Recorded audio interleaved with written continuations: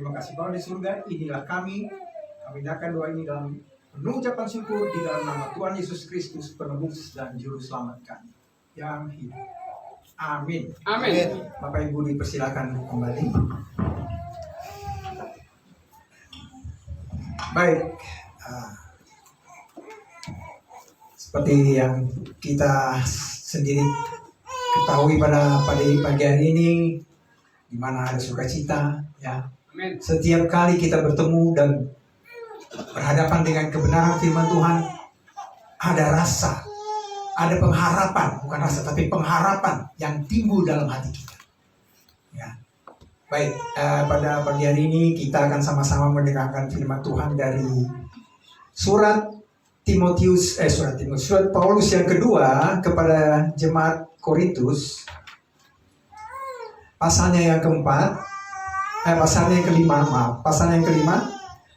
ayat 1 sampai dengan 10. 2 Korintus pasal 5 ayat 1 sampai dengan 10 kita akan bacanya bersama-sama. Saya akan membacakan ayat yang bernomor ganjil dan selanjutnya jemaat akan membacakan yang nomor genap. Demikian seterusnya secara bergantian sampai ayatnya yang ke-10.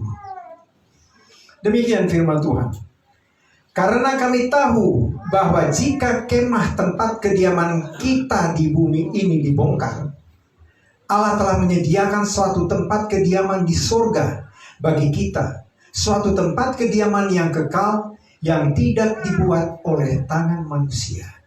Silakan jemaat, ayat 2. Selama kita di dalam kemah ini, kita mengeluh karena kita rindu mengenakan tempat kediaman surgawi di atas tempat kediaman kita yang sekarang ini. Sebab dengan demikian kita berpakaian dan tidak kedapatan telanjang. Silakan ayat 4. Sebab selama masih diam di dalam kemah ini, kita mengeluh oleh beratnya tekanan, karena kita mau mengenakan pakaian yang baru itu tanpa menanggalkan yang lama, supaya yang fana itu ditelan oleh hidup. Ayat 5. Tetapi Allah lah yang justru mempersiapkan kita untuk hal itu, dan yang mengaruniakan roh kepada kita sebagai jaminan segala sesuatu yang telah disediakan bagi kita. Maka oleh karena itu, hati kami senantiasa tabah, meskipun kami sadar bahwa selama kami mendiami tubuh ini, kami masih jauh dari Tuhan. Sebab hidup kami ini adalah hidup karena percaya, bukan karena melihat. Ayat 8. Tetapi hati kami tabah dan terlebih suka kami beralih dari tubuh ini untuk menetap pada Tuhan. Sebab itu juga kami berusaha baik kami diam di dalam tubuh ini maupun kami diam di luarnya, supaya kami berkenan kepadanya. Sebab kita semua harus menghadap tahta pengadilan Kristus, supaya setiap orang memperoleh apa yang patut diterimanya sesuai dengan yang dilakukannya dalam hidupnya ini, baik ataupun jahat. Amin. Amin. Demikian firman Tuhan.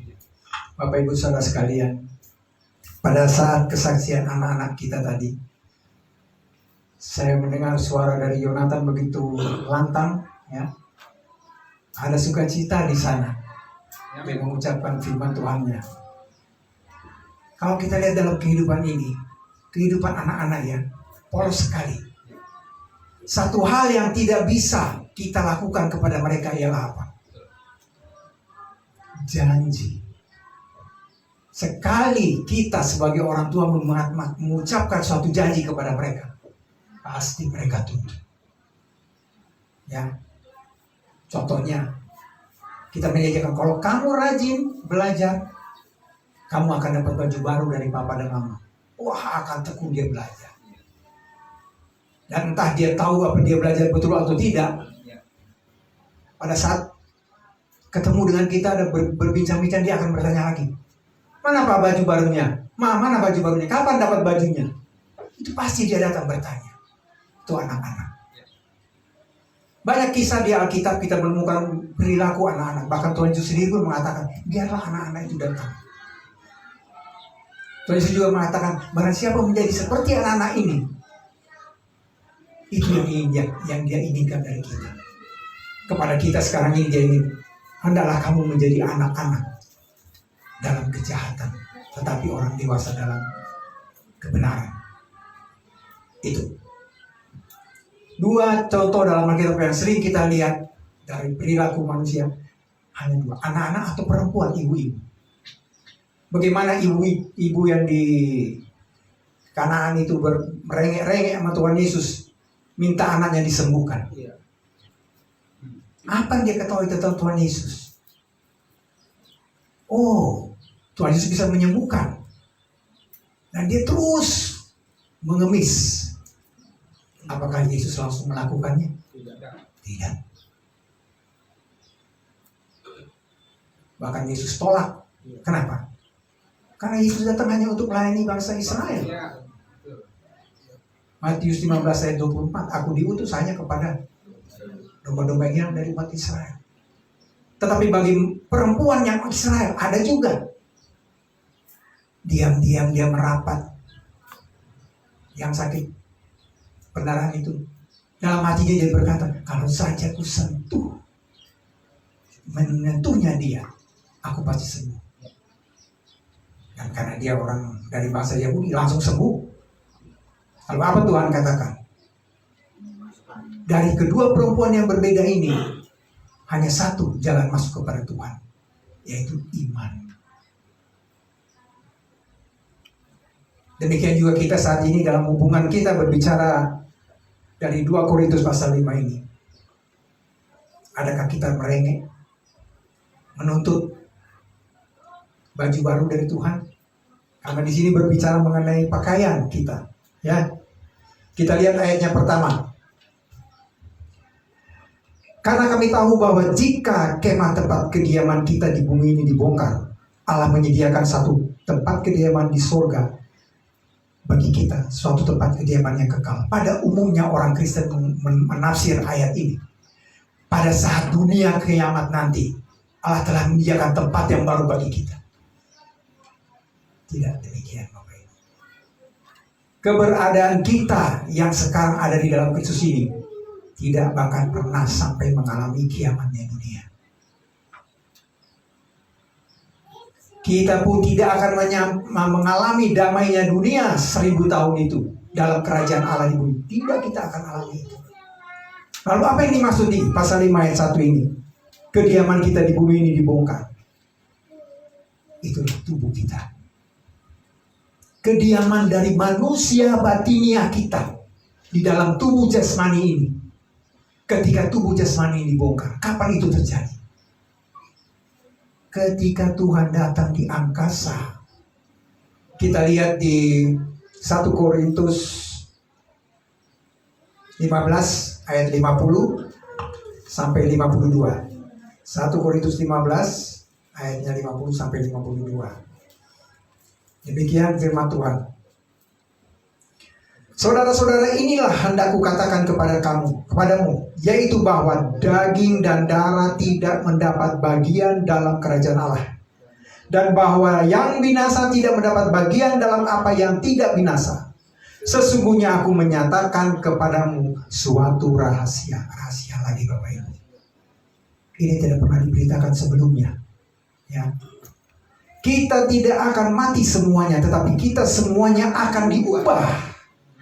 Ayat 52, dalam sekejap mata, pada waktu bumi bunyi nafiri yang terakhir. Sebab nafiri akan berbunyi dan semua orang mati akan dibangkitkan dalam keadaan yang tidak dapat binasa, dan kita semua akan diubah.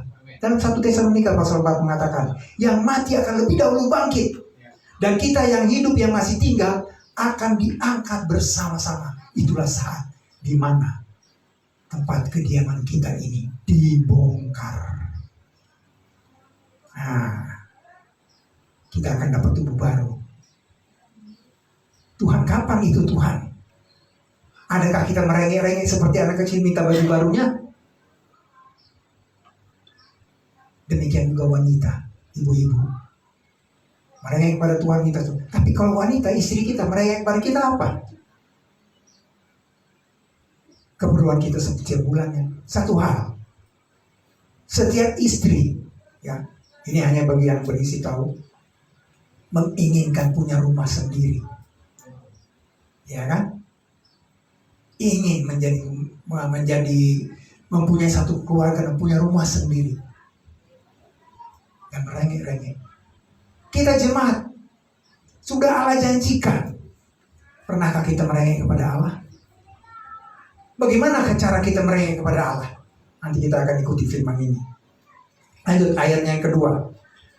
2 Korintus pasal 5 ayatnya yang kedua. Selama kita di dalam kemah ini, kita mengeluh karena kita rindu mengenakan tempat kediaman surgawi di atas tempat kediaman kita yang sekarang ini.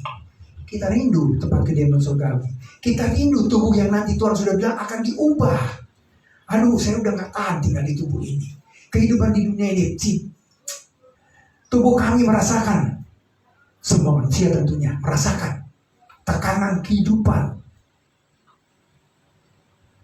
Kalau orang Manado bilang, bahasa orang Manado nih, kalau kampung tengah soba bunyi, artinya kampung tengah udah bunyi, itu sulit untuk kita menahan rengengan-rengengan.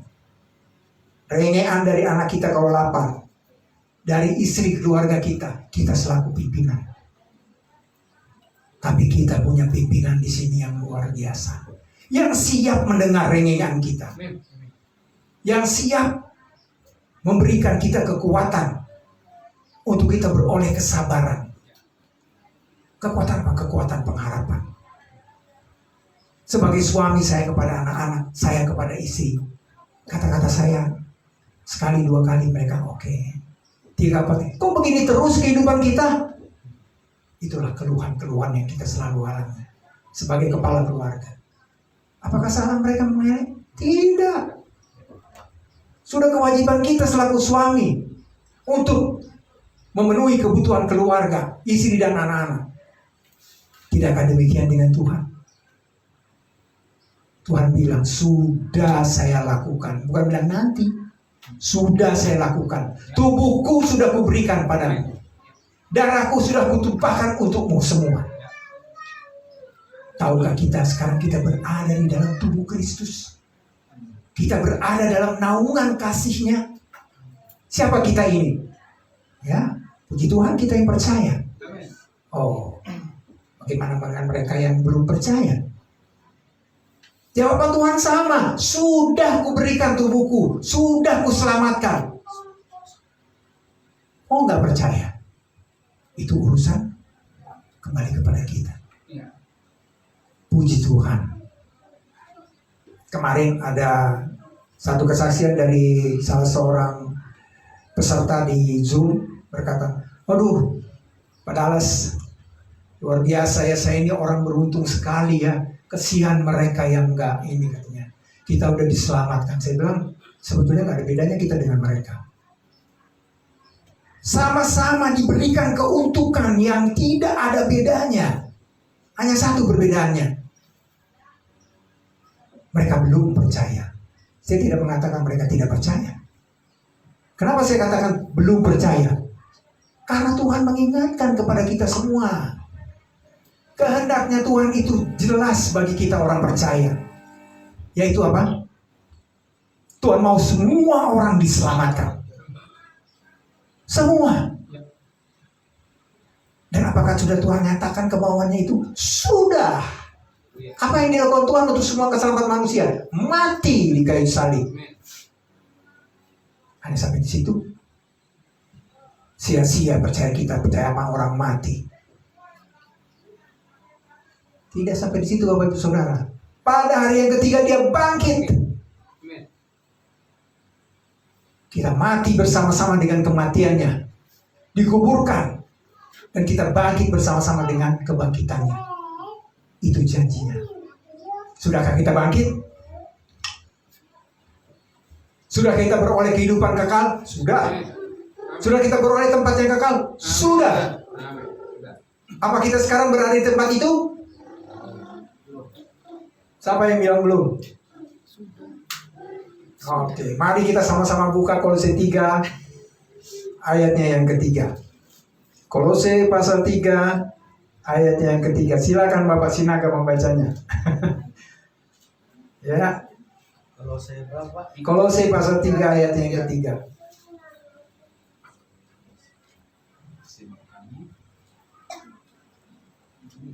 Ya, silakan.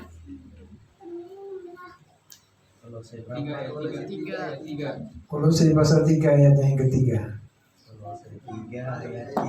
Saya percaya Bapak Sinaga tidak akan pernah lupa lagi ini.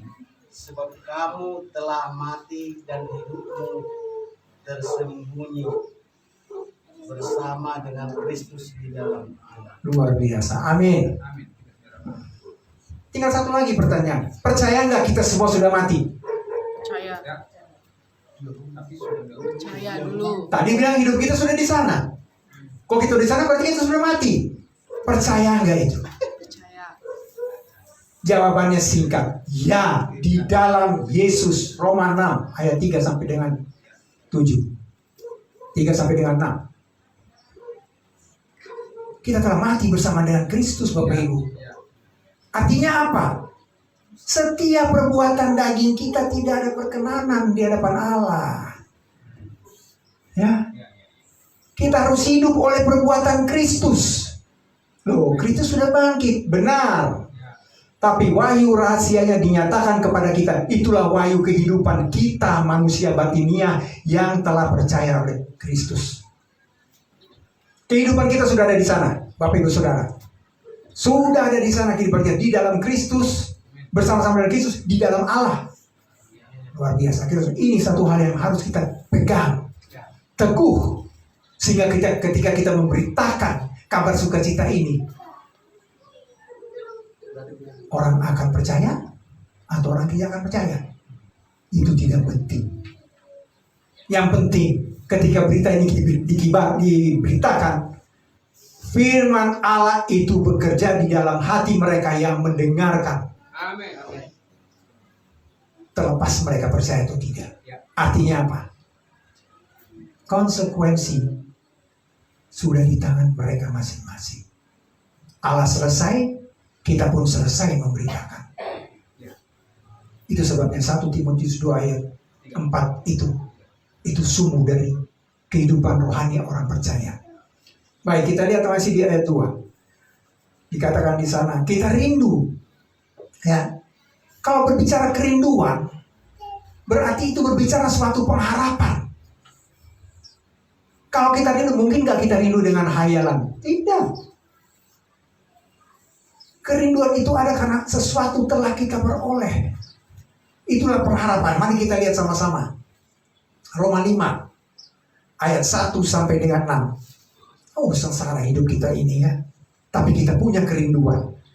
Roma 5 ayat 1 sampai dengan 6. Demikian firman Tuhan. Sebab itu kita yang dibenarkan karena iman, kita hidup dalam damai sejahtera dengan Allah oleh karena Tuhan kita Yesus Kristus. Sebagaimana disaksikan Bapak Pardosi. Ya. Oleh Dia kita juga beroleh jalan masuk oleh iman kepada kasih karunia ini. Di dalam kasih karunia ini kita berdiri dan kita bermegah dalam pengharapan akan menerima kemuliaan Allah. Dan bukan hanya itu saja, kita malah bermegah juga dalam kesengsaraan. Bapak Ibu, kita mengerengek dengan Tuhan, tetapi ini pengharapan. Kita mempunyai kekuatan di sana. Ya. Kenapa? Karena kita tahu bahwa kesengsaraan itu menimbulkan ketekunan. Nah, di sini kita bertekun. Apa ketekunan yang keluar dari kita? Datang kepada firman Tuhan. Merengek kepada yang memberikan janji kepada kita ini. Siapa? Keluhkan itu kepada Tuhan. Manusia tidak akan mendengar keluhan saudara. Mungkin dia hanya mendengar dan tidak bisa kasih solusi yang persis, yang tepat, yang ingin, yang butuh bagi saudara. Tidak, hanya Tuhan. Datanglah kepada firman Tuhan. Ya. Menimbulkan ketekunan. Dan bukan itu saja. Tadi sampai di mana? Dan ketekunan menimbulkan tahan uji. Dan tahan uji menimbulkan pengharapan. Kembali lagi. Ketika kita mendatang mereka pada Tuhan melalui firman-Nya, kita datang ke firman-Nya, bukan kita bagus kita berdoa Tuhan, yang habis berdoa kita mikir Tuhan mau ngomong apa. Oh, tunggu Tuhan nanti akan jawab. Kalau ada ini, oh itu jawabannya ya. Itu berita yang bikin gatal telinga saja Bapak Ibu Saudara. Tuhan tidak akan pernah berbicara dan datang dengan sinar putih, dengan apapun, dengan penampakan dari mimpi. Tidak akan ada lagi. Tidak ada itu. Rohnya sudah ada di dalam kita. Rohnya itu yang akan berkata-kata ketika kita datang kepada firman Tuhan. Di sana pengharapan itu timbul. Dan pengharapan tidak mengecewakan. Karena kasih Allah telah dicurahkan dalam hati kita oleh Roh Kudus yang telah dikaruniakan kepada kita. Karena waktu kita masih lemah, Kristus telah mati untuk kita orang-orang durhaka pada waktu yang ditentukan Allah. Ya. Kita masih lemah. Kapan waktu kita masih lemah? Kita lemah sebelum rahasia itu dibukakan. Kita orang lemah semua. Kita orang tanpa Kristus, tanpa pengharapan, bahkan tanpa Allah di dunia ini. Itu yang dimaksud. Orang lemah. Tapi ketika nyata kasih karunia bagi kita, pengharapan itu ada. Kita lihat lagi satu firman Tuhan dari Roma 8 ayat 18 dan 19. Masih dalam pasal 2 ini. Wah, panjang sekali ini ya. Mudah-mudahan bisa lebih cepat. Oke. Roma 8 ayat 18 dan 19. Sebab aku yakin bahwa penderitaan zaman ini tidak dapat dibandingkan dengan kemuliaan yang akan dinyatakan kepada kita. Sebab dengan sangat rindu seluruh makhluk menantikan saat-saat anak Allah dinyatakan. Nah, itu bukan yang kita bicarakan tadi. Kapan Tuhan pakaian baru kita ini bisa kita kenakan? Oke, kita masuk ayat yang ketiga. 2 Korintus pasal 5 ayat yang ketiga.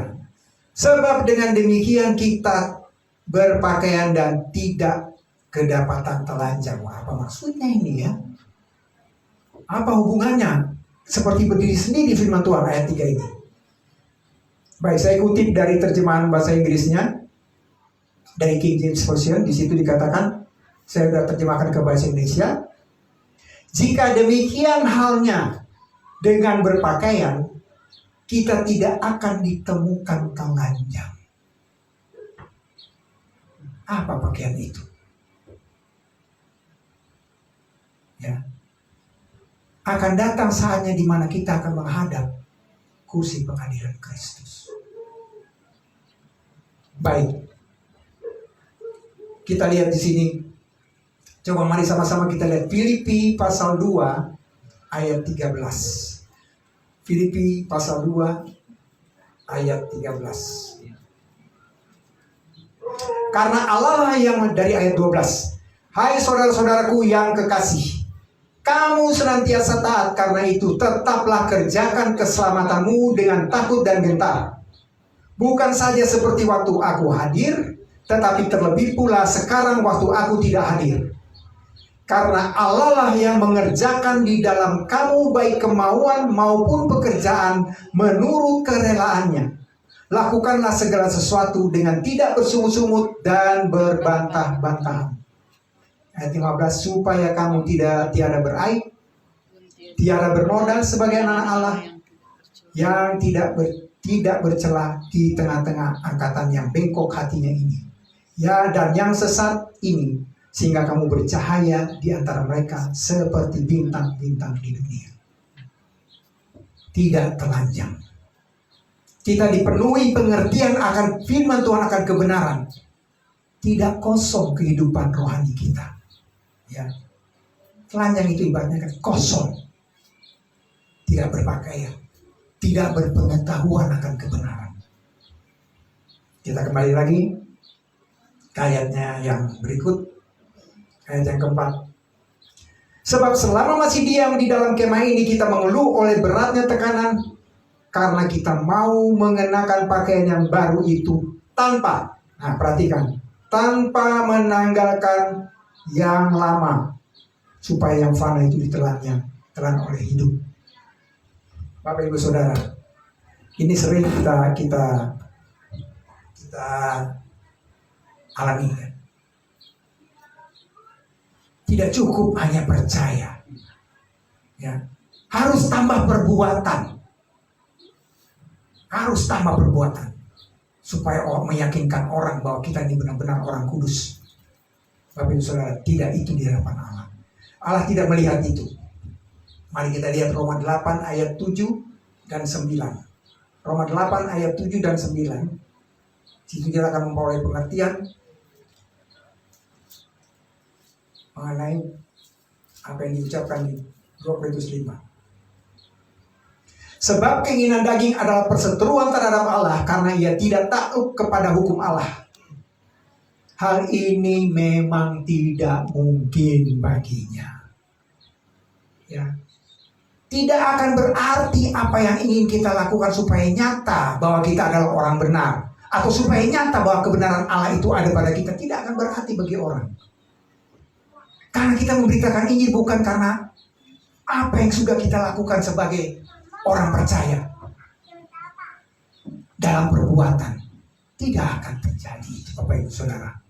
Beritakanlah firman, baik atau tidak baik, waktunya siap sedia. Firman aja diberitakan. Tidak perlu lagi kita menceritakan bagaimana hebatnya kita sebagai orang kudus di hadapan orang luar. Di dalam kita bisa bersaksi, tetapi itu juga bukan perbuatan baik kita. Kita bisa bersaksi di hadapan jemaat bagaimana Allah memberi kita pengertian sehingga kita boleh berbagi berkat pengertian yang dari Allah itu kepada jemaat-jemaat di sini. Apa berkat itu? Ketika kita memberitakan Injil kepada orang dan orang itu bersuka cita. Jemaat yang mendengarkan, aduh, senang sekali kalau saya punya sukacita yang sama seperti yang dialami Pak Parosi ketika Pak Parosi memberitakan. Saya bisa juga, ada juga saudara saya yang perlu saya beritakan. Tapi ketika dia menolak, kecewa kita. Bapak Ibu Saudara sekalian, satu hal yang perlu kita tahu. Perlu kita mengerti. Tuhan tidak menuntut kita membuat orang percaya akan Dia. Tuhan tidak pernah menuntut hal itu dari kita, tidak. Tuhan hanya mau kita memberitakan karya Tuhan, karya kasih-Nya, karya anugerah-Nya di kayu salib kepada setiap orang. Itu saja. Puji Tuhan jika dia percaya. Kenapa? Karena dia akan memuji Tuhan melalui dirinya sendiri. Lalu apa kemegahan bagi kita? Tidak ada.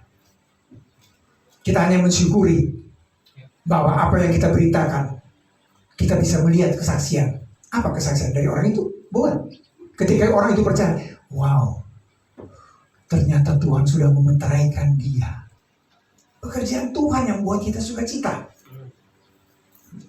Ya. Baik, kita lanjut. Ayatnya yang kelima. 2 Korintus pasal 5 ayat yang kelima. Tetapi Allah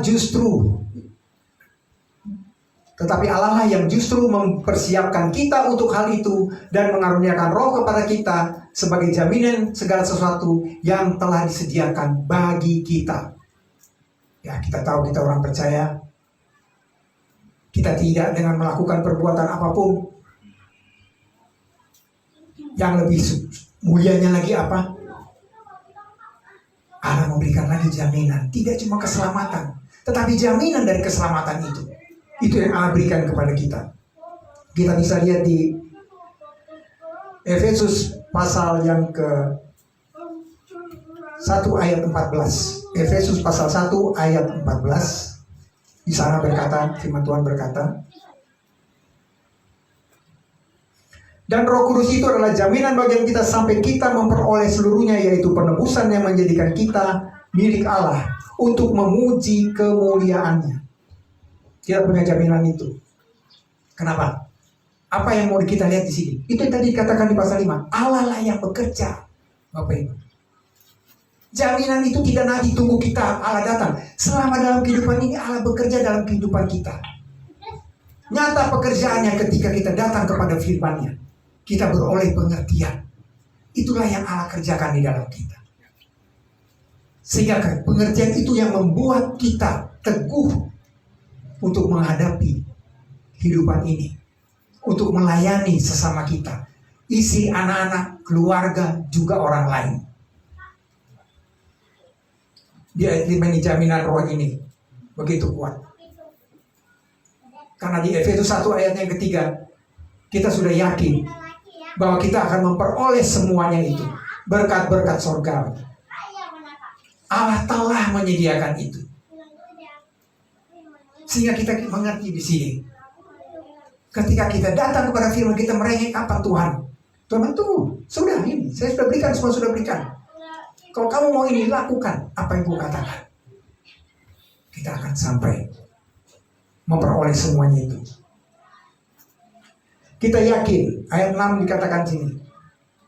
Maka oleh karena itu hati kami senantiasa tabah, meskipun kami sadar bahwa selama kami mendiami tubuh ini, kami masih jauh dari Tuhan. Tadi dalam pembukaan, kita sudah bersama-sama dengan Tuhan. Ya, jauh dari Tuhan. Jauh dalam arti apa? Kita tidak bisa tahu kapan waktunya kita akan mengenakan tubuh baru kita. Jauh dalam arti waktu, pengertian, dan juga kesabaran kita. Jauh kita untuk mengetahui itu. Tetapi itu pasti datang waktunya dan tidak ada yang tahu kapan itu. Ayat 7. Sebab hidup kami ini adalah hidup karena percaya, bukan karena melihat. Ya. Kita tidak menantikan apa yang dapat kita lihat, Bapak Ibu.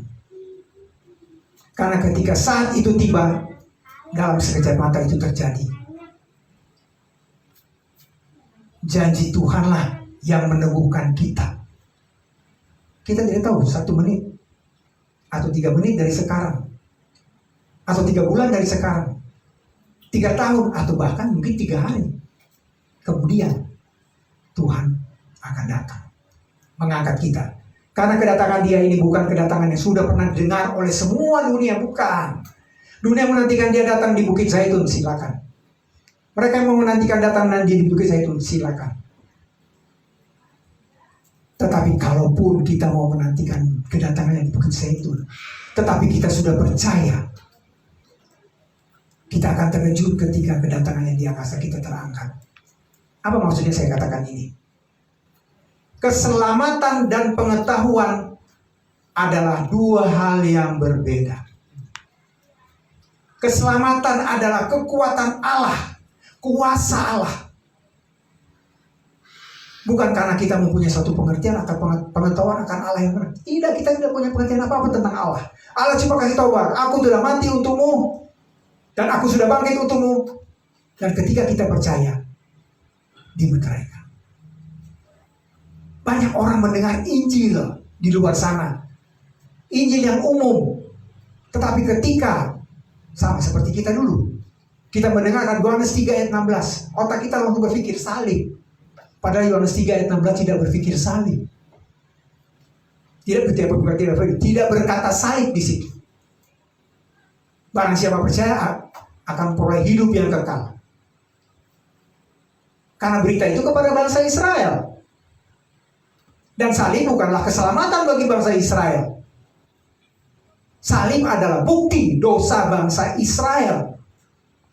Jadi Yohanes 3 ayat 16, barang siapa yang percaya ketika Allah menyatakan itu kepada bangsa Israel, inilah anakku yang kukasihi, padanya aku berkenan. Itulah bangsa iman bagi bangsa Israel. Tetapi bagi kita yang awam, yang ketika mendengar Yohanes 3 ayat 16, lalu pikiran kita salib, selamatnya kita. Selamat Bapak Ibu Saudara. Kok bisa? Karena berita tentang salib ini sudah menyebar sekian abad, ya, 2000 tahun yang lalu sampai sekarang ini. Banyak firman Tuhan dipakai yang tidak menyebutkan atau bukan menceritakan peristiwa salib, tetapi orang yang mendengarnya, oh salib. Bahkan orang yang tidak percaya, yang tidak senang salib pun tahu itu. Maka dikatakan bodoh kalian percaya orang mati di kayu salib. Ya, itu kata-kata orang yang tidak percaya. Yang saya ingin sampaikan di sini adalah Kita tidak bisa menyepelekan kuasa Allah untuk menyelamatkan manusia dalam segi keselamatan. Dan kita jangan berbangga dengan pengetahuan yang kita telah peroleh sedemikian jauh. Oh, kita tahu sekarang kita bukan orang Israel. Oke, firman ini mohon maaf, padahal ini firman ini nih tidak bicara kepada kita, ini bicara kepada orang Yahudi. Benar. Tapi Paulus juga mengatakan, Kristus juga mengatakan dalam wahyu rahasianya, setiap segala tulisan yang diilhamkan Allah, segala tulisan, apakah hanya Roma sampai Filemon? Tidak, Bapak Ibu Saudara. Dari Kejadian sampai Wahyu. Roma 15 ayat 4. Kita lihat Roma 15 ayat 4 berkata apa di situ. Roma 15 ayatnya yang keempat. Sebab segala sesuatu yang ditulis dahulu, ditulis untuk menjadi pelajaran bagi kita. Kita belajar, gitu, ya, supaya kita teguh berpegang pada pengharapan oleh ketekunan dan penghiburan dari kitab suci. Jadi sebagai orang yang memperoleh pengetahuan akan kebenaran, jangan kita berbangga diri. Efesus 2 ayat 8-9. Ayat 9 aja, Efesus 2 ayat 9. Kita tidak bisa bermegah. Bayangkan kalau Allah bungkam hati kita. Pertanyaannya, apakah Allah akan membungkam hati kita? Bapak Ibu Saudara, di akhir masa kasih karunia ini, banyak orang-orang yang akan berpaling dari iman. Banyak orang-orang berpaling dari iman. Orang-orang, tanda kutip, siapa itu?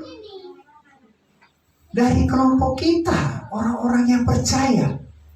Kalau dibilang berpaling dari iman, itu tidak mungkin orang-orang yang gak percaya punya iman lantas dia berpaling. Karena dia sudah berpaling sebelumnya, sudah tidak ada iman dia. Dan ketika kita berpaling dari iman, apa yang terjadi dengan Allah? Apa sikap Allah terhadap kita? Padam. Berduka.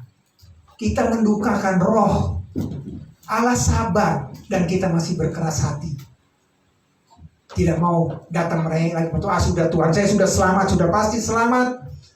Saya pasti masuk surga pengetahuan kebenaran. Ya, nantilah, tunggu, nanti saya belajar itu. Ya. Ini selalu sibuk, saya banyak urusan. Ya, kita menyangkal firman kebenaran itu, dan di sana nanti Tuhan akan menyangkal kita. Wow, padahal kita sudah selamat. Kalau Tuhan sangkal, kita masuk neraka. Tidak, Bapak Ibu. Tuhan punya kehendak, rahasia kehendaknya, bahwa kita akan ikut memimpin bersama-sama dengan Dia di sana. Tahukah kita bahwa kita akan menghakimi malaikat? Jangankan menghakimi malaikat, menghakimi sesama kita. Jadi sini menghakimi dalam arti tanda kutip, menegur, untuk saling membangun. Kita belum punya pengetahuan yang pas. Aduh, salah tegur nih. Saya mau tegur Pak Dallas nggak enak. Dia senior. Itu udah salah. Jadi yang benar bagaimana? Belajar firman Tuhan. Tadi saya bercerita dengan saudari Cherry mengenai pemuda. Siapa itu Timotius? Sudah berkeluarga? Belum. Masih umur udah senior dari belum, masih muda. Tapi Paulus percayakan untuk dia melayani jemaat. Jemaat di Efesus dia melayani. Dia bisa punya hikmat untuk membimbing orang-orang yang berumah tangga, diaken dan lain sebagainya. Luar biasa. Jadi Bapak Ibu, marilah kita saling membangun. Jangan takut menegur untuk kebenaran. Wah, Pak Charles nggak bisa kita tegur dia. Oh, Pak Pardosin, wah, Pak Dallas nggak bisa. Dia senior sudah belajar. Bapak Ibu Saudara sekalian, apakah roh yang ada di hati Bapak Ibu Saudara sekalian atau anak-anak muda, rohnya juga muda? Itu bukan roh seperti roh kita. Itu roh hikmat yang hidup, yang memberi kita pengertian. Tuhan tidak memandang muka, Bapak Ibu, tidak memandang muka. Itu sebabnya saya bersuka cita ketika pemuda di Gerika ini sudah mulai dengan Zoom. Saya berharap satu ketika nanti Zoom pemuda tanpa lagi saya, Pak Pardosi, Pak Charles, Saudara Sostenes, Jerry, dan ada saudara kita yang muda juga. Ya. Pemuda ini tidak hanya yang masih single, ada keluarga-keluarga yang masih muda, itu termasuk pemuda. Ya. Oke, baik. Bapak Ibu sekalian, kita lihat ayat yang ke-7. 2 Korintus 5 ayat yang 7. Sebab hidup kami ini adalah hidup karena percaya, bukan karena melihat. Sudah tadi ya. Tetapi hati kami tabah dan lebih suka kami beralih dari tubuh ini untuk menetap kepada Tuhan. Sebab itu juga kami berusaha baik diam di dalam tubuh ini maupun diam di luarnya, supaya kita berkenan kepada Tuhan. Kita punya kerinduan memang.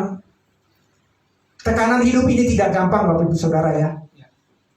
Sebagai orang percaya, satu larinya supaya dia jangan menyimpang atau berpaling dari iman. Karena ini perhatian cuma satu. Ini kata-kata menghibur hati, tapi sebetulnya bodoh. Kalau saja Tuhan datang besok, ya. Tadi kita bahkan bicara mungkin satu bulan kita beri Tuhan. Dalam hati kita, aduh, udah nggak tahan hidup kita, cepatlah Tuhan datang, jemput dan kita selesai sudah penderitaan ini. Ya, tapi jangan kita lupa kehendak Tuhan. Tuhan bilang, aku akan datang dan segera. Kehendakku yang diutamakan. 1 Timotius 2 ayat 4. Semua orang diselamatkan dan kamu datang pada pengetahuan akan kebenaran. Oh ya sudah Tuhan, itu kami sudah tahu. Baik, kalau udah tahu hal itu, coba kita sama-sama melihat lagi di Filipi pasal 1 ayat 23. Kita akan sampai pada kesimpulan. Filipi pasal 1 ayat 23 sampai dengan 25. Aku didesak dari dua pihak. Aku ingin pergi dan diam bersama-sama dengan Kristus. Itu memang jauh lebih baik. Ya, ini yang menghibur hati kita nih ya. Jauh lebih baik. Tetapi lebih perlu untuk tinggal di dunia ini karena kamu. Dan dalam keyakinan ini taulah aku akan tinggal dan akan bersama-sama lagi dengan kamu sekalian, supaya kamu makin maju dan bersukacita dalam iman, sehingga kemegahanmu dalam Kristus Yesus makin bertambah karena aku, apabila aku kembali kepadamu. Itu janji Paulus kepada jemaat Filipi. Itu pun demikian pun halnya dengan kita Bapak Ibu. Kalau kita hanya memikirkan diri sendiri, ketika kita tertekan dalam kehidupan, kita fokus pada diri kita sendiri. Kita mikir, aduh kapan Tuhan datang nih, saya udah gak tahan. Utamakan orang lain. Masih ada saudara kita, keluarga kita yang belum tahu apa yang kita miliki. Itu Filipi bilang, lebih perlu aku tinggal. Paulus bilang, lebih perlu aku hidup di dunia ini ya. Ada desakan dari dua pihak ya. Ingin pulang, dan ada desakan dari daging juga yang menekan kehidupan kita ini. Kita udah gak tahan lagi. Lupakan semua itu. Apa yang perlu, yang Tuhan mau, kita satu sumbu kita untuk membuat kita lebih tekun. Kita harus mengerti maksud dan kehendak Tuhan bagi kita. Semua orang diselamatkan dan kita datang kepada pengetahuan akan kebenaran. Itu ada lingkaran hidup orang percaya. Percaya, belajar, memberitakan. Orang percaya lagi, belajar, memberitakan. Itulah lingkaran hidup orang percaya. Jadi bukan dari luar ke dalam, dari dalam keluar. Jangan kita pikirkan diri kita sendiri. Baik, kita sampai dalam kesimpulannya ayat 10. Dari 2 Korintus pasal 5 di sini dikatakan apa di situ? Sebab kita semua harus menghadap tahta pengadilan Kristus, supaya setiap orang memperoleh apa yang patut diterimanya sesuai dengan yang dilakukannya dalam hidupnya ini, baik ataupun jahat. Oh, orang percaya masih jahat? Baik atau jahat? Baik atau jahat di mata Tuhan. Ya. Apa jahatnya? Ya itu tadi. Kita membuat Roh Kudus padam. Dan ketika membuat Roh Kudus padam, benar-benar kita padam Bapak Ibu. Jangan dipikir kita, oh padam. Mari kita lihat di 2 Timotius pasal 3 2 Timotius. Oh, saya tidak catat di sini ya. 2 Timotius pasal 3. Ya. Ini mulai ayat yang pertama. Ketahuilah bahwa pada hari-hari terakhir akan datang masa sukar. Hari-hari terakhir yang mana ini hari terakhir? Kedatangan Tuhan Yesus di Bukit Zaitun atau kedatangan Tuhan Yesus di angkasa? Kedatangan Tuhan Yesus di angkasa, Bapak Ibu. Oh, lantas apa tandanya di hari-hari terakhir itu? Oh, kalau di Bukit Zaitun tanda-tandanya ada perang, ya, deru perang, bunga udah berbunga pohon zaitun, itu tanda-tandanya. Kalau kita bukan itu tanda-tandanya, Bapak Ibu Saudara. Mari kita baca. Manusia akan mencintai dirinya sendiri, menjadi hamba uang. Mereka akan membual dan menyombongkan diri. Mereka akan menjadi pemfitnah. Mereka akan menjadi pemberontak terhadap orang tua dan tidak tahu berterima kasih dan tidak pedulikan agama. Siapa mereka itu? Kalau mereka itu bukan orang percaya, ngapain Alkitab tulis di sini? Sudah lumrah kalau orang tidak percaya melakukan hal ini tadi. Ini adalah orang yang percaya, Bapak Ibu. Ya. Jadi kita jangan terlalu sombong lihat itu orang. Kenapa perbuatannya begini? Nanti dulu akan sama seperti itu nanti. Kita tidak belajar dari daging, kita belajar dari firman. Mari kita lanjut. Tidak tahu mengasihi dan tidak mau berdamai, suka menjelekkan orang, tidak dapat mengekang diri, garang, tidak suka yang baik, suka mengkhianat, tidak berpikir panjang, berlagak tahu, lebih menuruti hawa nafsu daripada menuruti Allah. Secara lahiriah mereka menjalankan ibadah mereka, tetapi pada hakikatnya mereka memungkiri kekuatannya. Jauhilah mereka itu. Bapak Ibu, kalau seandainya mereka bukan orang percaya, masa Tuhan suruh kita jauhi? Sedangkan Tuhan mau semua orang diselamatkan. Ya kan? Siapa mereka ini? Dari lingkungan kita. Orang-orang percaya itu sendiri. Dan inilah tanda-tandanya akhir masa kasih karunia. Kalau lihat itu yang warna kuning, itu udah siap diangkat kita. Ini akhirnya itu tanda-tandanya. Ya. Sebab di antara mereka terdapat orang-orang yang menyelundup ke rumah orang lain, menjerat perempuan-perempuan lemah yang syarat dengan dosa dan dikuasai oleh berbagai nafsu, yang walaupun selalu ingin diajar namun tidak pernah dapat mengenal kebenaran.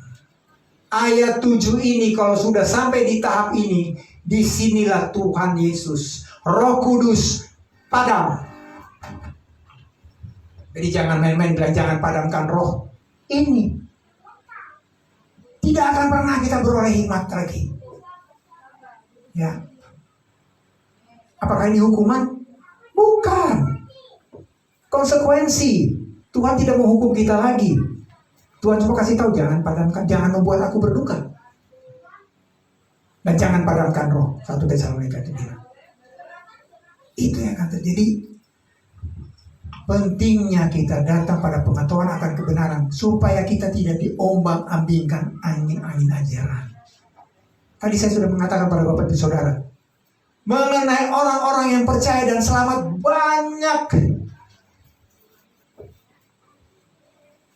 banyak orang yang percaya salib. Banyak. Tapi tidak banyak orang yang mau belajar datang pada pengetahuan akan kebenaran kepada firman. Jadi tugas kita orang percaya, khususnya jemaat gereja ini, ya, beritakanlah firman, siap sedialah baik atau tidak baik waktunya.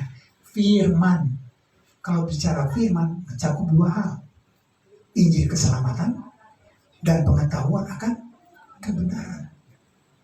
Itu sebabnya gambar-gambar ini saya sebarkan di jemaat-jemaat semua ini. Kenapa? Dari situ kita akan mempunyai sehati dan sepikir. Karena itu jalan rencana Allah bagi orang percaya. Kita tidak lagi mengukur pikiran sehati sepikir itu menurut ukuran pengertian daging. Daging tidak pernah punya sehati sepikir, Bapak Ibu. Jangankan kepada saudara, istri, atau kepada diri kita sendiri. Hari ini saya bilang A, besok saya bilang D. Kalau menurut diri saya, besok saya bilang X. Dan seterusnya. Itulah daging. Baik, kita sampai pada kesimpulannya.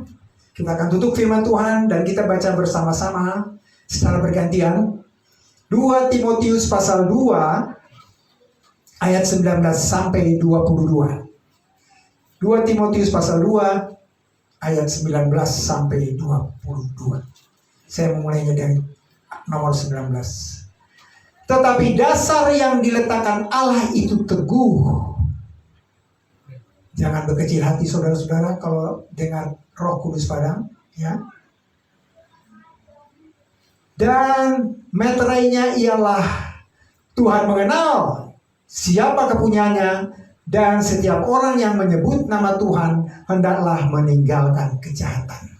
Silakan ayat 20. Dalam rumah yang besar bukan hanya terdapat perabot dari emas dan perak, melainkan juga dari kayu dan tanah. Yang pertama dipakai untuk maksud yang mulia, dan yang terakhir untuk maksud yang kurang mulia.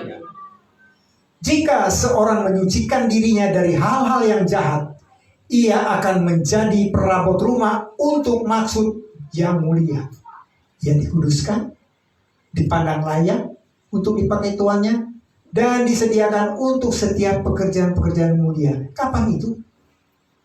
Kapan kita dikuduskannya? Di sana nanti?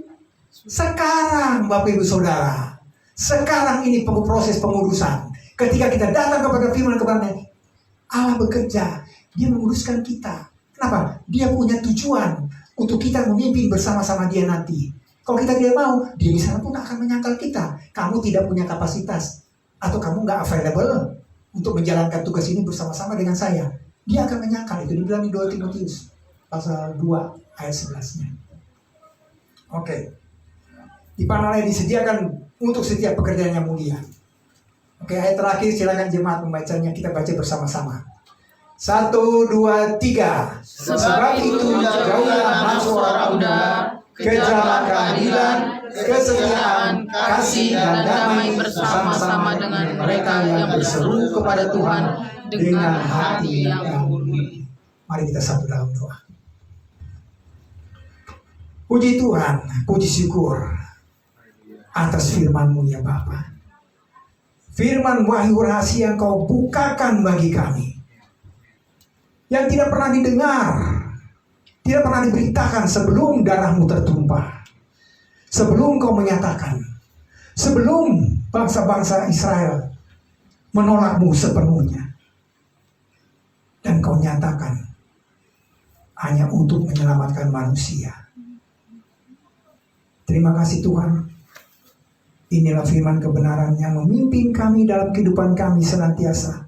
Biar Tuhan teguhkan hati dan pikiran kami, sehingga kami berkehendak untuk senantiasa datang kepada firman Tuhan, agar kami memperoleh perkenanan yang lebih ketika kami bersama-sama dengan Tuhan di surga nanti. Inilah kami Tuhan, anggota tubuh-Mu, anggota tubuh Kristus. Kami mengucap syukur dan berdoa. Amin. Amin. Terima kasih.